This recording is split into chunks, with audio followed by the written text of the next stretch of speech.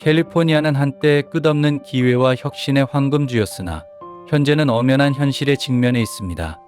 조용하지만 끊임없는 인구 이동이 경제적 및 인구학적 풍경을 재편성하고 있습니다. 2008년과 2019년 사이에 양반 8,000개의 기업들이 짐을 싸서 세금 정책이 더 우호적이고 규제가 적은 다른 주로 이주했습니다.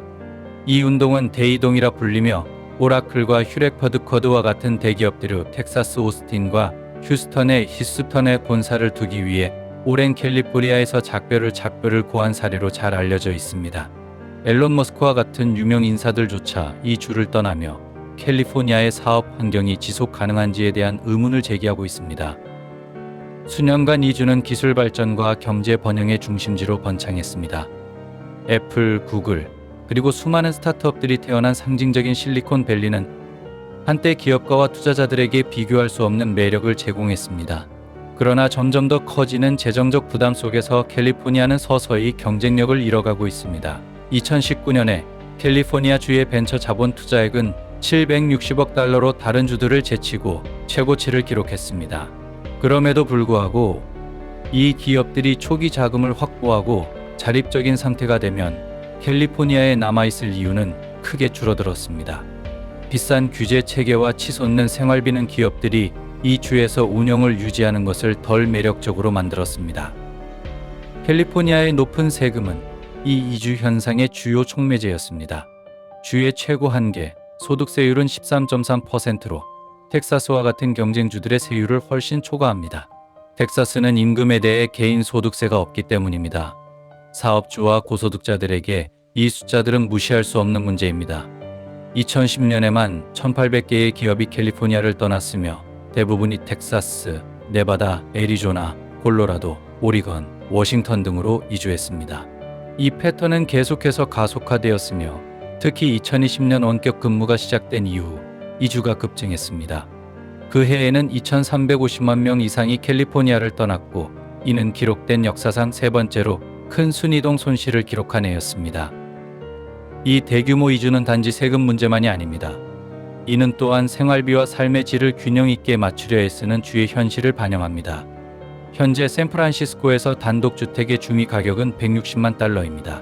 도시 내 아파트를 임대하는 데 드는 비용은 월 5,000에서 6,000달러에 이를 수 있습니다. 이러한 재정적 부담은 고급 기술을 가진 노동자들에게도 편안한 생활을 어렵게 만듭니다. 많은 이들에게 이 수치는 더 이상 맞지 않게 되었습니다. 베이 지역에서 진행된 2,700명 이상을 대상으로 한 조사에서 응답자의 3분의 1이 원격 근무를 전업으로 할 수 있다면 이주를 고려할 것이라고 응답했습니다. 이 의견은 에델만 인텔리전스가 진행한 조사에서 캘리포니아 주민 중 53%가 이주를 고려하고 있다고 나타난 결과와 일치합니다. 밀레니얼 세대가 가장 높은 관심을 보였습니다. 팬데믹 이전에도 기업들은 선택지를 고민하고 있었습니다. 70년대에 설립된 기술 대기업 오라클은 2020년 말 본사를 오스틴으로 이전했습니다. 팔란티르, 또 다른 주요 기술 기업은 덴버를 선택했습니다. 앨런 머스크가 이끄는 테슬라는 오스틴에 다음 기가팩토리를 건설하기 시작했습니다. 이 변화는 더 이상 단순한 추세가 아니라 기업들이 미래를 평가하는 방식에 있어 중요한 변화를 의미합니다. 본사를 이동하는 대기업들은 고용뿐만 아니라 주의 수입에도 영향을 미칩니다. 부유한 개인들과 기업들이 떠나면서 캘리포니아는 세수의 감소를 겪을 위험에 처해 있으며 이는 결국 공공서비스, 인프라 및 교육 자금에 영향을 미칠 수 있습니다. 소규모 기업들도 산업 대기업들의 뒤를 따르고 있습니다. 에리카 더글라스처럼 6년 전 SEO 소프트웨어 회사를 캘리포니아에서 오스틴으로 이전한 기업가들은 이주가 재정적으로 유익했다고 평가했습니다. 더글라스는 한 해 동안만 주 소득세로 24,000달러를 지불한 경험을 떠올렸습니다. 이는 연방 세금을 제외한 금액으로 그녀의 비즈니스가 번창하기 어렵게 만들었습니다. 텍사스에서는 더 낮은 세금과 직원들의 생활비 절감 덕분에 더 우호적인 사업 환경을 찾을 수 있었습니다. 이러한 장점은 기업 세계를 넘어 확장됩니다. 2019년에 캘리포니아 리버사이드에서 북부 아이다호로 이주한 부동산 중개인 스콧 셰퍼드는 새로운 주에서의 주택 비용이 캘리포니아에서의 비용보다 30에서 40% 낮았다고 관찰했습니다. 캘리포니아의 감소하는 주거 가능성은 저소득 노동력에서도 분명히 나타납니다. 이 주는 여전히 외국 이민자와 부유한 사람들이 선호하는 목적지로 남아있지만 연간 100만 달러 이하를 버는 사람들은 대규모로 떠나고 있습니다. 이들 중 많은 사람들이 소매업, 의료 및 서비스와 같은 산업에서 중요한 역할을 하는 직원들이며 그들의 이탈은 캘리포니아 경제의 안정성에 심각한 영향을 미칠 수 있습니다. 생활비가 계속해서 상승함에 따라 기업들은 급여를 대폭 올리지 않고 노동력을 고용하는 데 어려움을 겪고 있습니다. 예를 들어 샌프란시스코에서 숙련된 기술 근로자를 고용하려면 연간 150만에서 170만 달러의 급여를 제시해야 하지만 텍사스에서는 기업들이 비슷한 인재를 훨씬 적은 비용으로 확보할 수 있습니다.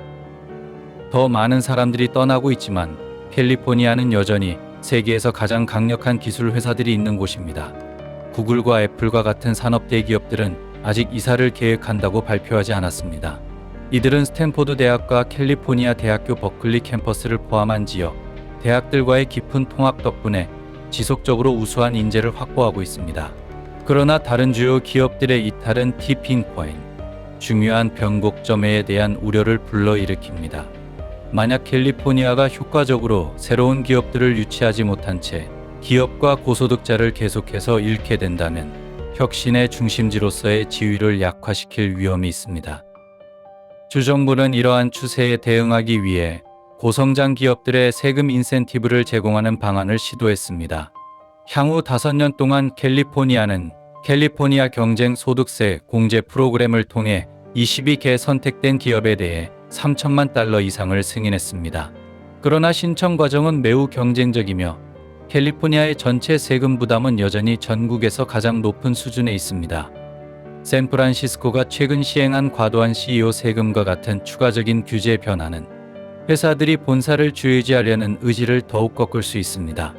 이 세금은 최고 소득자와 중위 소득자 간의 급여, 비율에 따라 기업을 벌금에 처하게 합니다. 한편 일부는 캘리포니아의 문화적 및 비즈니스 환경은 대체할 수 없다고 주장합니다. 재정적 압박에도 불구하고 트윌리오 CEO인 제프 로슨과 에어비앤비 CEO인 브라이언 체스키와 같은 영향력 있는 기술 지도자들은 베이 지역에 남기로 결심했습니다.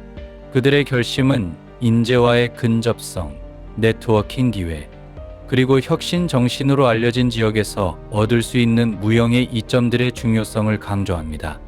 그러나 캘리포니아에 남기로 결심한 사람들도 주에서 사업을 하는 데 있어 커져가는 어려움을 인식하고 있습니다.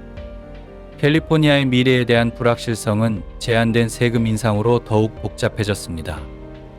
이는 연방과 주의 최고 한계 세율이 53.8%로 치솟을 수 있음을 의미합니다. 이는 기업 지도자들과 정책 이반자들 사이에서 우려를 불러일으켰습니다. 일부는 세금과 규제가 계속해서 증가하면 더 많은 기업들이 재정적으로 유리한 결정을 내려 떠날 것이라고 걱정하고 있습니다.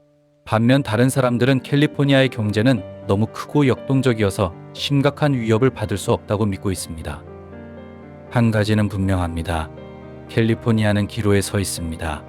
이 주는 기업들이 경쟁력 있게 만들기 위한 변화들을 시행할지 아니면 재정적 인센티브가 더 매력적인 다른 주들에게 경제적 힘을 잃을 위험을 감수할지를 결정해야 합니다. 향후 몇 년간의 결정은 황금주가 혁신의 선두주자로 남을지 아니면 가장 뛰어난 인재들과 가장 큰 기업들이 다른 곳에서 번영을 찾을지를 결정하게 될 것입니다.